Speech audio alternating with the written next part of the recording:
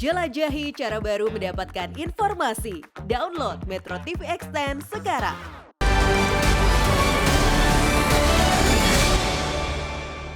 Dipersembahkan oleh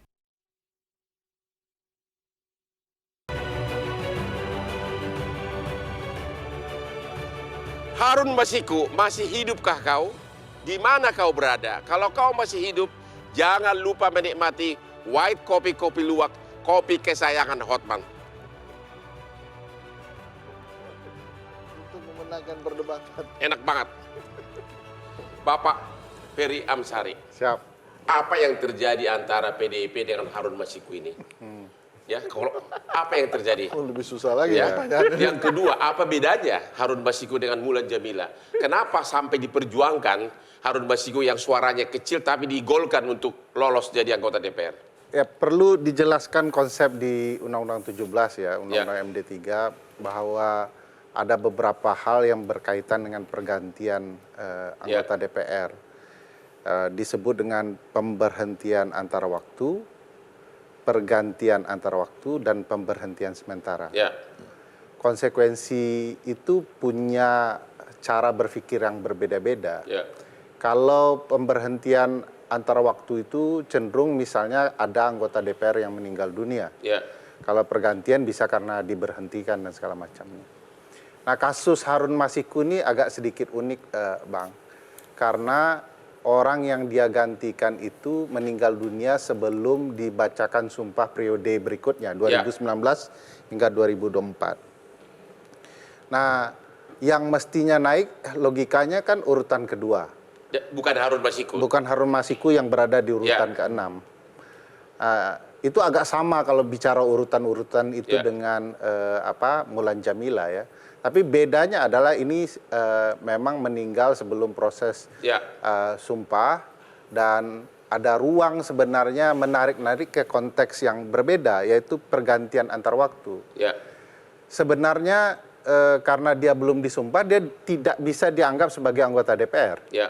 Jadi oleh karena itu oleh KPU dipindah ke nomor 2. Karena kalau meninggal dunia biasanya menurut undang-undang pasal 239, 240, 241 dan turunannya 242 menyebutkan itu wewenang partai politik kemudian mengusulkan kepada pimpinan DPR. Nah, karena kasusnya agak unik, tiba-tiba perkara ini dibawa ke Mahkamah Agung dan diputuskan bahwa karena partai politik adalah peserta pemilu, maka partai politik yang berwenang. Dan itulah yang membuat Harun Masiku lolos walaupun suaranya kecil.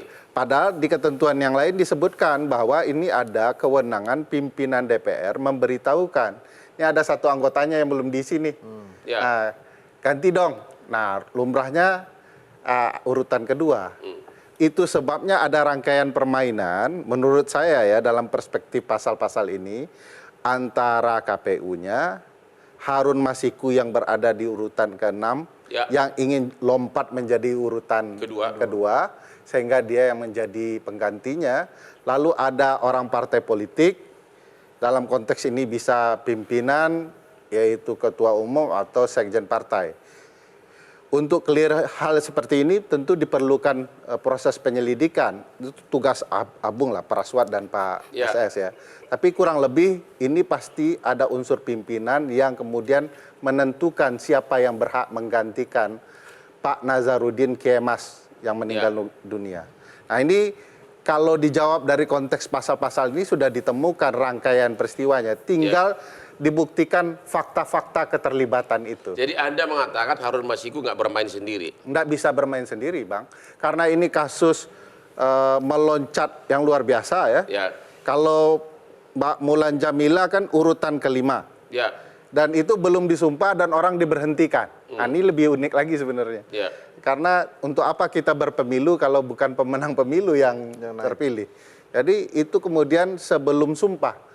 Tapi orangnya masih ada begitu kan. Nah, ini problematika kepemiluan yang kemudian dijadikan transaksi politik untuk kepentingan orang tertentu bisa duduk. Jadi Anda analisa saudara, ada oknum senior partai politik yang sangat ketakutan kalau Harun Masiku ketangkap. Di undang-undang bukan oknum senior, Bang, pimpinan partai politik. Jadi menurut Anda ada pimpinan partai politik yang sangat gusar, gundah gulana kalau sampai Harun Masiku ketangkap?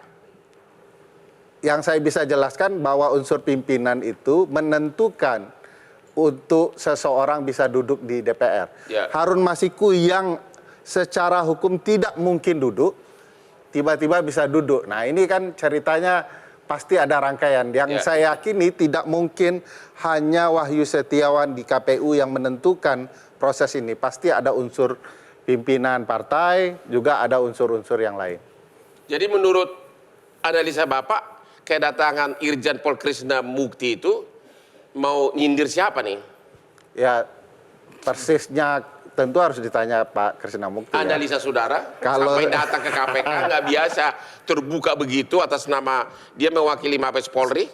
Kalau saya dulu percaya kepada KPK karena terbukti lebih canggih daripada aparat penegak hukum lain.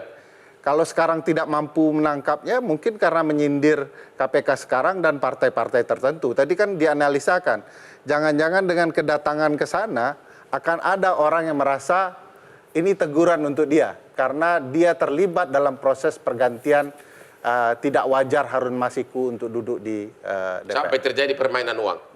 Oke, Pak Boyamin, menurut Anda Harun Masiku ini sudah masih hidup atau disembunyikan? Lebih berat. Kalau undang-undang asuransi, hukum asuransi, sorry. Itu kan kalau 2 tahun nggak kelihatan, nggak ditemukan kan dianggap meninggal dunia. Supaya preminya cair kan gitu. Nah, saya pernah ngomong itu supaya Harun Masiku tertantang, muncul Boyamin salah gitu loh. Pernah begitu sebenarnya. Sebenarnya saya ingin segera menggugurkan kewajiban saya memberi hadiah iPhone terbaru kepada penemu. Kan saya dulu pernah hadiah itu. Dan kepada Pak Nur Hadi sudah saya kasihkan yang penemunya. Nah, Harun Masiku itu janji saya iPhone terbaru. Jadi kalau dulu itu 11, pernah akhirnya beli yang 13, akhirnya nanti kalau ada 15 ya harus beli 15 untuk analisa saudara, Harun Masiku masih hidup nggak? Masih. Di Malaysia di Negeri 9 pernah terdeteksi di sana, kira-kira gitu. Itu di Bandar Seri titik-titik. Ya sudah agak lama, masa-masa tengah Covid lah waktu itu. 3 tahun Harun Masiku hilang. Yang dia biayai siapa? Dia kan bukan orang kaya, nggak sekaya aku. Oh jauh. Kalau itu memang saya akui dia jauh. Ya siapa yang biayai? 3 tahun hilang. Kok ditanyakan saya? Analisa Anda kan masyarakat anti korupsi. Ya. Ini kita jadi makin ketakutan ini loh. Japri aja Bang, Japri. Pak Hendri gimana? Apa? 3 tahun menghilang. Menurut Anda siapa yang membiayai? Yang membiayai? Harun Masiku ini. Ada Bang yang membiayai Bang. Ada. Enggak, saya tanya itu kira-kira menurut Abang ada yang biayai?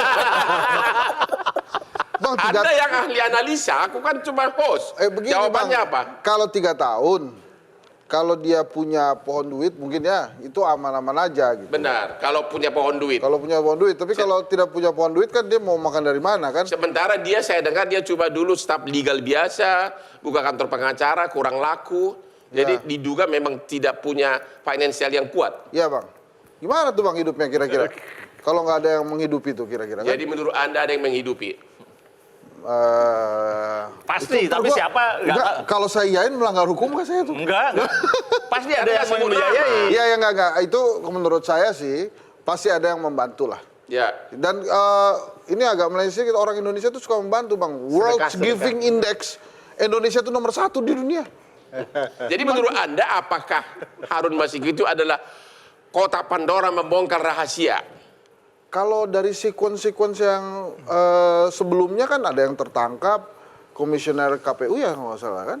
Terus kemudian ada orang partai juga oknumnya, 1 orang. Terus kemudian kata Bang Praswat tadi kan ada yang tertangkap di Blok M, terdeteksi di Blok M kemudian tidak ada dan lain-lain kan. Tapi Pak Saud kan bisa aja misalnya kalaupun Harun Masiku ketangkap, kan dia bisa aja pasang badan tidak ngaku siapa yang membiayai, tidak ngaku kepada siapa uang dikasih, kan bisa aja dia pasang badan kan? Menurut Anda gimana sebagai mantan? Kan bukti-bukti itu sudah jelas Pak. OTT itu kan sesuatu yang nggak pernah kalah, tapi gitu. Kan tidak menyebutkan pimpinan partai. Oh iya, nanti kan kalaupun dia nggak menyebut, tapi nanti kan kita bisa ditelusuri siapa yang sebenarnya bisa dikenakan pasal 21 nih. Ini kan sekarang orang yang biayain ini bisa dikenakan pasal 21 kan, menghalang penyidikan kan. Nah, maksud saya pasti mereka sudah berpikir tentang itu. Oleh sebab itu ya ini dipertahankan sampai kiamat ya dia tidak akan pernah muncul. Makanya saya bilang tadi sekali lagi nunggu Anies jadi presiden dulu. Baru jelas ini hukum di Indonesia gitu loh. Jelas kira-kira. Jadi Dos banget sih. saya nggak jelas begitu ada nunjuk. Jadi menurut Anda, Pemberantasan korupsi itu, pedang pemberantasannya itu dipegang oleh national leadership. Diam semua ya. Kerjakan ini. Ya. Kan kita tadi udah nyambil contoh ya soal sampai orang ke Amerika Latin bisa dikerja. Emang waktu itu ada uangnya KPK. Uang KPK berapa nyewa pesawat aja? Coba. Presiden bilang berangkat, cari pesawat, kejar. Jadi menurut Anda, KPK itu lemah atau tidak sekarang ini? Lemah. Menurut Anda, apakah dari Presiden nggak ada ketegasan memerintahkan KPK atau tidak punya wewenang memerintah KPK? Mereka agak sulit untuk bermanuver karena dia bagian dari PNS, bagian dari pemerintah Ya. gitu loh. Jadi Anda nggak bisa berharap apa-apa saat ini terhadap mereka. Sampai kemudian Justru undang-undang karena itu bagian diganti. dari PNS, harusnya kan Presiden bisa perintah. Memang harusnya begitu Tapi kan? tidak. Tapi kan keinginannya memang lain. Keinginannya bila perlu memang Harun tidak akan pernah kembali kan begitu. Keinginan siapa? Banyak orang. Ya aku udah istirahat dulu deh, gue pusing. Ketemu lagi di Hot Room.